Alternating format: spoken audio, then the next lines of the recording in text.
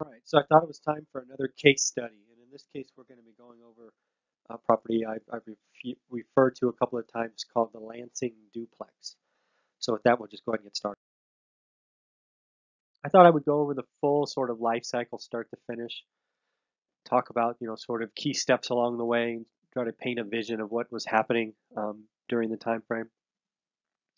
I want to call out all the people that were helped along the process because I think one of the things that I'm getting a pretty, huge kick out of is all the people we can help when we do this.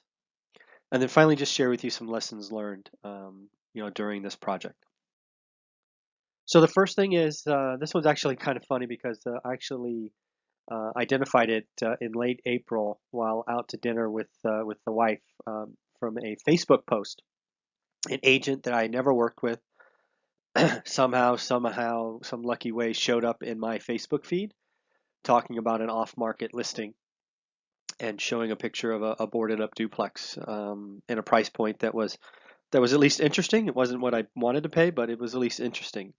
So I messaged the agent, left a reply on the post, then went to the Messenger app and sent him directly some numbers on what I would offer and the fact that I wanted to close in 10 days. Spoke with the agent the next morning, agreed to let him double in the commission. So we didn't bring in another agent. I wanted to reduce any complications of introducing another agent, so had him write up the offer. We got agreement on $110,000 cash and a 10-day close, and then we closed on May 10th. So one of the things to point out, sort of, is the units were all boarded up. The sellers turned out to be burned out landlords. They'd owned it, I don't know, 4 or 5 years. It was their only unit, near as I could tell. They were out of town, and I think they tried to self-manage it, which is something I don't recommend. Something I've never done, and it didn't end well. So they just wanted out, right? An asset sitting there boarded up is asking for trouble, even in nice neighborhoods like this property happened to be in. Turns out they'd actually tried to sell it for 6 months before I ever saw it. It was just in the MLS and didn't really hit my radar given the price points. And when this agent took over the listing, he did a good job of just putting it on Facebook. And again, I have no idea, but thankfully it showed up in my feed and made it happen. First bids came in at $25,000 of work just inside, right? This was a 1-1 and a 2-1. I think the 1-1's about 650 square feet. I think the 2-1's just over or just under 800 square feet. And then there was about $5,000 in exterior work. And then we had to, there were a couple of surprises along the way. I ended up adding a nice fence between that duplex and the neighbors, given they have some pretty big dogs. So I didn't have to do that, but again, it's what I do. I do everything I can to make the asset worth as much as possible. So we did that, and then we had I think we had to replace a gas line. That was unexpected when the city came out. So a couple of surprises along the way, but nothing terrible. Then we went ahead and went to our private network. We found an investment partner who was willing to partner with us on this. Again, via the 6 and 20 program. There's plenty of videos on this channel talking about what that program is, so I won't go into detail. But we placed, the private lender of 110,000, always the purchase price, back on this. So there was a trust deed recorded and a note created, right, everything through escrow. So they had a very secured position. So we worked with the city to get the meter installed. So not only was boarded, but they had taken the electrical meter. I guess some people tried to mess with it, so the city just took it. We had to get the gas turned on, which is when we found out that one of the gas lines needed to be changed, so we did that. We completed the remodel, both the interior and external, right around the middle of July. I'll just say July 15th because I'm not sure exactly what date it was, but call it middle of July.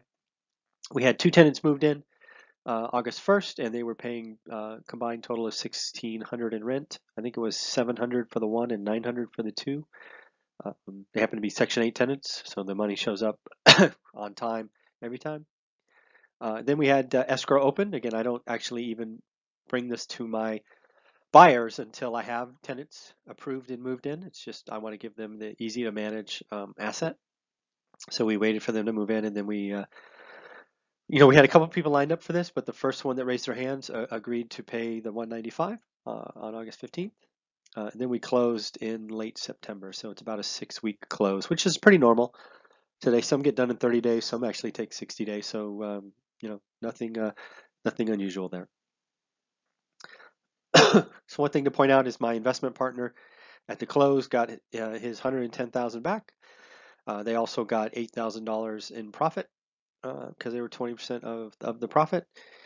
So my private money investor in just about 4 months, not only got the 8,000 but also got $2,200 in interest, which is simply $550 a month times 4. So who'd we help? First off, we helped sellers that just wanted out, right? They needed a couple of things. They wanted somebody that could close quick, but most importantly to them is they needed a cash buyer. There was no way this property was going to appraise or get any type of bank financing on it. The selling agent did a great job putting it out as multiple channels, social channels as he could. I'm sure he was looking to find or land a cash buyer, and he did his job, so kudos to him. And I'm glad he got both sides.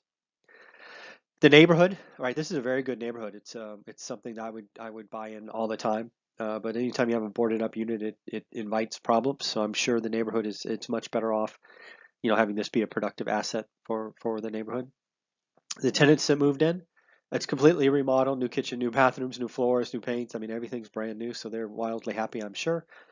Plus, we took the extra time to make it secure with that additional fence. We created a front yard, backyard, so everybody has their own space. So it's really good for them.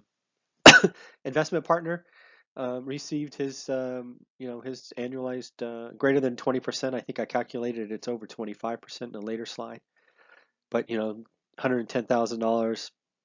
I think returning 10,200, right? The 8,000 plus 2,200 in 4 months is a nice return. And then the buyers, they get an easy to manage property. They were able to lock in cheap financing because it's their first investment property. And of course, they were able to finance the remodel costs, which is a mistake I made big time when I first started out, in that I tried to buy rundown stuff and then not realizing that I was going to have to spend the whole remodel cost in cash, which is not the right thing to do if you're a busy professional. It's okay to finance the repair cost. So I'm very happy for them. They're going to have an asset that's giving them cash flow every month. So again, everyone wins. I think deals like this are fun to be a part of. I look forward to doing a lot more of them. But it was cool. Lessons learned. I've known this for a long time, but just another example. You never know when a deal or where a deal is going to cross your path. I never thought I would see a Facebook post with a deal. I did. Took action within minutes at dinner. Locked it up the next morning. Haven't seen one since, but that doesn't mean I'm going to stop looking. So you just never know. You got to act fast, right? I actually reacted at dinner. I think I just saw it before we ordered, and then reached out to the agent during dinner. You gotta act fast when you think you see something. I was on a Good Success Network show or podcast yesterday, and I really thought about it. One of their questions is, what does good success mean to you?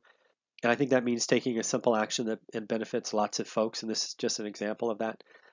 Taking the action to buy this, fix it, rent it, sell it, helps so many people in neighborhoods. It's really a good feeling. So the investment partner did earn over 25% annualized return, right? Got his money back in 4 months. Got roughly $10,000 total on a $110,000 investment in 4 months. So very cool and also very secure. Buyers, the buyers on this one don't have very much time, but are sitting with too much cash.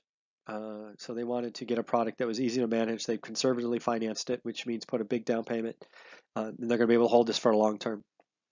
And I'm truly grateful for everyone that's been coming along for this ride. Whether you're a subscriber on this channel, or you leave comments in the videos, it's just a great feeling to know that helping a lot of people profitably invest in pride of ownership rentals. Whether you're an investment partner, a buyer, a seller, agents, it's really truly a great feeling. And I love what I'm doing. It's an awesome feeling. So in the end, I think we've just exceeded 190 subscribers. So do me a favor, if you like this video, leave a thumbs up, leave a comment. Also tag your friends that might be interested in real estate. I think these case studies are interesting, and hopefully get more people to subscribe. And as always, if you have any questions, please leave them below. Thank you very much.